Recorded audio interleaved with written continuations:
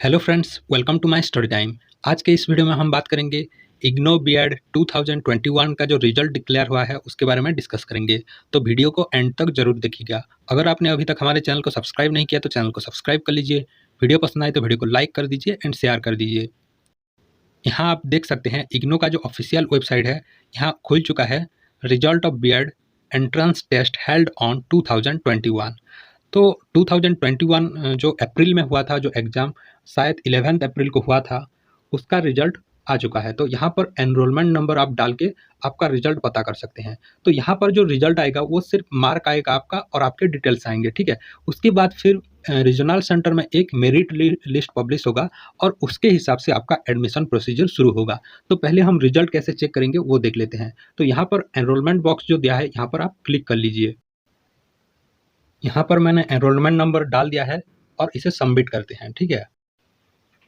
Submit करने के बाद कुछ इस तरीके से आपका जो रिजल्ट है आ जाएगा। सबसे पहले यहाँ पर है एनरोलमेंट नंबर, उसके बाद आपका नाम, उसके बाद रीजनल कोड जो आपने अप्लाई किया था जिस रीजनल सेंटर के लिए, उसके बाद आपका जो कास्ट है, कैटेगरी है वो है, उसके बाद आपका जो इम्पोर्टेंट मार्क्स यहाँ पर दिख रहा है, उसके बाद आपका स्टेटस बता रहा है कि आप क्वालिफाइड क्या है या नहीं। तो यहाँ पर ये जो रिजल्ट आया है ये क्वालिफाइड बता रहा है, ठीक है।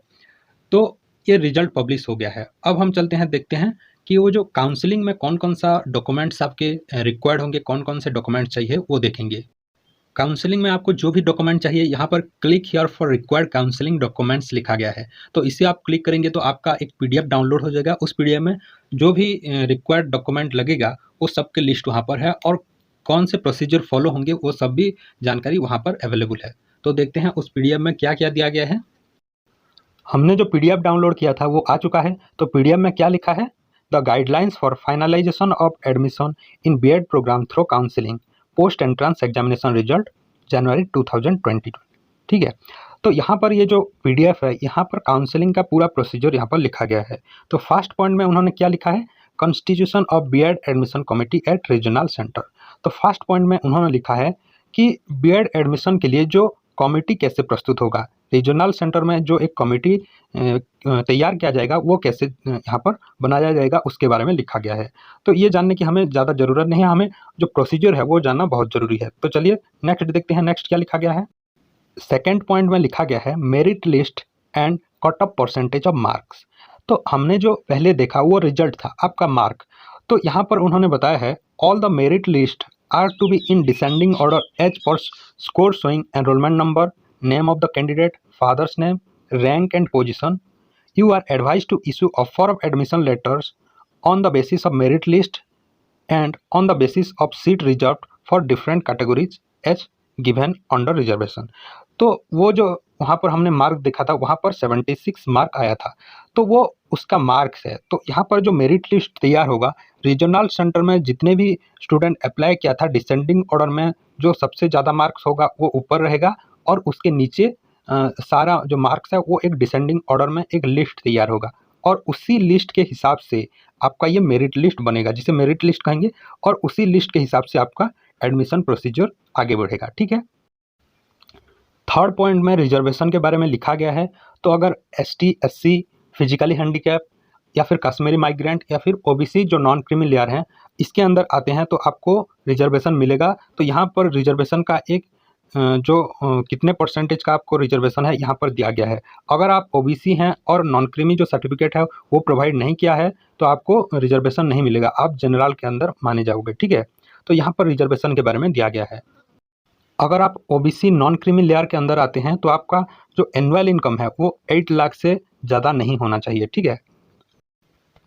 थर्ड पॉइंट में था जो रिजर्वेशन के बारे में, आपका कश्मीरी माइग्रेंट हैं, ओबीसी हैं, एसटी, एससी हैं, सारे टाइप के जो रिजर्वेशन है उसके सभी जो इन्फॉर्मेशन है वहाँ पर दिया गया है। जो फोर्थ पॉइंट है, फोर्थ पॉइंट में लिखा गया है रिजर्विंग टाई केसेस। तो ऐसा नहीं है कि किसी ने अगर 76 मार्क लाया है तो वो अकेला ही 76 मार्क लाया है। तो बहुत सारे बच्चे अगर 76 मार्क्स लाए हैं तो वहाँ क्या हो जाएगा, टाई हो जाएगा। तो टाई के अंदर क्या होगा यहाँ पर दिया गया है, ठीक है। एक टाई के केस में क्या होगा, Though the merit list is indicating position, still in case of tie, the case may be resolved as under. तो यहाँ पर क्वालिफिकेशन के हिसाब से टाई को ब्रेक किया जाएगा। The overall score secured by the candidate in qualifying examination at post graduation level and then at graduate level may be considered in the following order।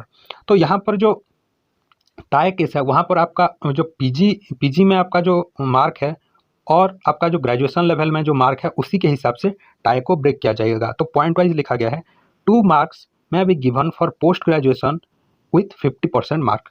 अगर आपने पीजी में 50% मार्क्स लाए हैं तो आपको 2 मार्क्स मिलेगा, ठीक है। 1 मार्क्स में given for graduation with 50% mark. अगर आप +3 यानी ग्रेजुएशन में आपने 50% मार्क रखा है तो आपको 1 मार्क्स यहाँ पर भी मिलेगा। If still there is a tie then the preference should be given to percentage of marks in graduation level given to higher percentage, ठीक है। तो फिर भी अगर टाई हो जाता है तो जिसका ग्रेजुएशन लेवल में ज़्यादा परसेंटेज है उसी को ही प्रेफरेंस दिया जाएगा, ठीक है। उसके बाद और एक पॉइंट में लिखा गया है as. If tie of still exist then date of birth of the candidate in the descending order, that is candidate born in earlier will be ranked higher than one born later। तो यहाँ पर tie break नहीं होता है तो tie को कैसे break किया जाएगा, आपका डेट ऑफ बर्थ देखा जाएगा। अगर आपने पहले जन्म आपका डेट ऑफ बर्थ पहले है तो आपको पहले प्रेफरेंस दिया जाएगा, ठीक है। यहाँ पर एक और इम्पोर्टेंट चीज़ मैं बता देता हूँ, fees is to be collected from all the aspirants satisfying eligibility condition during counselling. तो अगर काउंसलिंग में अगर फेल हो जाते हैं यानी कोई एक डॉक्यूमेंट आपका रह गया है और वो डॉक्यूमेंट आपके पास नहीं है अभी लेकिन घर पे है, तो यहाँ पर आप उस डॉक्यूमेंट के लिए आप सेकेंड चांस आपको मिलेगा। यहाँ पर एक ध्यान देने वाला बात यहाँ पर लिखा गया है, ठीक है। In case an applicant fail to submit required document during counselling ही और सी में given a chance to produce document in the next counselling schedule. तो जो नेक्स्ट काउंसलिंग होगा वहाँ पर आप जाके काउंसलिंग कर सकते हैं, ठीक है। ऑल डॉक्यूमेंट्स में B verified against original document. जो सेकंड चांस आपको मिलेगा यानी सेकंड टाइम जो काउंसलिंग होगा वहाँ पर जाके आप डॉक्यूमेंट वेरीफाई कर सकते हैं, ठीक है। तो आपको अगर फर्स्ट टाइम कोई डॉक्यूमेंट मिस हो गया है तो सेकंड टाइम भी आप काउंसलिंग में जा सकते हैं। 7th पॉइंट में लिखा गया है documents that are required to be submitted by the applicants photocopies duly attested to be verified against original. जो आपको कौन कौन से डॉक्यूमेंट चाहिए यहाँ पर आपको दिया गया है, ठीक है। तो पहले जो इंपॉर्टेंट पॉइंट थे मैंने डिस्कस कर लिया है, तो अब देखेंगे कौन कौन से डॉक्यूमेंट चाहिए। High school, secondary, senior secondary, marksheet and certificate. आपको दोनों चाहिए, मार्कशीट एंड सर्टिफिकेट, ठीक है। उसके साथ साथ ग्रेजुएशन और पोस्ट ग्रेजुएशन मार्कशीट सर्टिफिकेट, ठीक है। यहाँ पर आपको दोनों चाहिए, मार्कशीट एंड सर्टिफिकेट। जो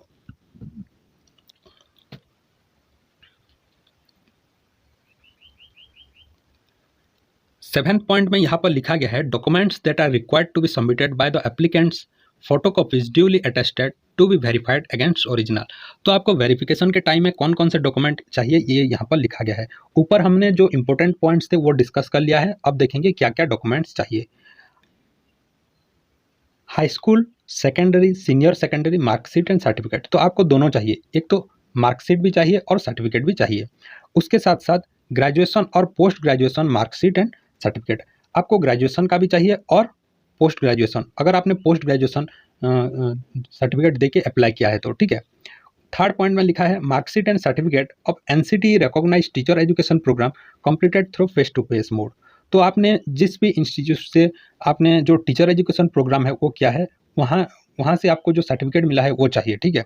उसके बाद a certificate issued by the institution where the candidate has pursued his teacher education program through face-to-face mode, stating that the institution is recognized for offering the teacher education program through face-to-face mode by NCT। तो ये आपको चाहिए, जो आपका teacher education programme आपने जिस भी college से जिस भी इंस्टीट्यूशन से किया है वहाँ से मिलेगा ये सर्टिफिकेट। और उस सर्टिफिकेट में क्या लिखा होगा कि वो कॉलेज रिकॉग्नाइज्ड है NCT गाइडलाइंस के अंदर और वो कॉलेज आपको टीचर एजुकेशन प्रोग्राम प्रोवाइड करता है। तो ये हो गया कुछ सर्टिफिकेट जो कि एप्लीकेंट्स को प्रोवाइड करने पड़ेंगे ड्यूरिंग वेरिफिकेशन। इसके साथ साथ जो और कुछ डॉक्यूमेंट चाहिए यहाँ पर लिखा गया है, जैसे कि original certificate from the recognised upper primary, secondary, higher और senior secondary school to provide facilities for practical work including internship as for the format attach to it. तो नीचे एक फॉर्मेट दिया गया है जो कि वहाँ पर लिखा गया है आप जिस भी स्कूल से आपका इंटर्नशिप प्रोग्राम है, वर्क एक्सपीरियंस प्रोग्राम है या फिर जो टीचिंग प्रोग्राम है प्रैक्टिकल टीचिंग वो करेंगे, उसी स्कूल को जाके प्रिंसिपल से मिलना पड़ेगा। और उन प्रिंसिपल से क्या करेंगे आप, वो जो नीचे एक फॉर्म दिया गया है उस फॉर्म में प्रिंसिपल का सिग्नेचर लगेगा और स्कूल का जो स्टाम्प वहाँ पर लगेगा, तो वो एक सर्टिफिकेट हो जाएगा जो कि आपको परमिशन मिलता है कि इस स्कूल के जरिए आप आपका वर्क एक्सपीरियंस प्रोग्राम कर रहे हैं, ठीक है, वो भी लगेगा, ठीक है। 6th में लिखा गया है एक्सपीरियंस सर्टिफिकेट, आपका एक्सपीरियंस सर्टिफिकेट है तो वो भी लगेगा। उसके बाद 7th पॉइंट में लिखा गया है जो original BEd entrance examination admit card, जो आपने एडमिट कार्ड या फिर हॉल टिकट डाउनलोड किया था, जहाँ पर जो इन्विजिलेटर होते हैं वहाँ उनका साइन होना चाहिए, ठीक है, उनका साइन होना चाहिए, ठीक है, वो ओरिजिनल हो जाएगा। उसके बाद original anti ragging affidavits in the prescribed format duly notarised and signed by parent and applicant separately as given in the prospectus. तो प्रोस्पेक्टस में एक एंटी रैगिंग एफिडेविट दिया गया है, उसका भी वहाँ पर भी आपके पेरेंट्स के साइन होंगे, आपका भी साइन होगा, वो भी एक सर्टिफिकेट बन जाएगा, वो भी आपको चाहिए। ये हो गया आपका 8 पॉइंट। उसके बाद 9th पॉइंट में लिखा गया है a demand draft of 50,000 in favour of Indira Gandhi Open university.